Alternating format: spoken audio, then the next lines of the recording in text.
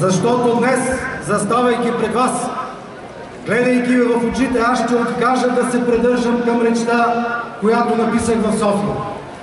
Защото бих искал да ви гледам в очите и да говоря с сърцето и с душата си. Благодаря на всички онези, които дойдоха и направиха днешния празник толкова високо събитие, което ние всички българи очакваме.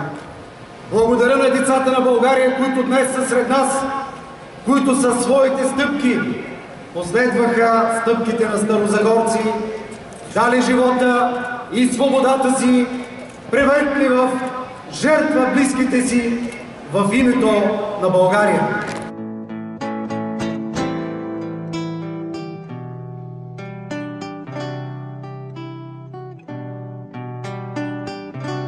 Но, както министър, и аз също бих искал да разширя протокола и да не говоря толкова за самата дата, колкото за всичко това, което днес се случва тук, в Стара Загора.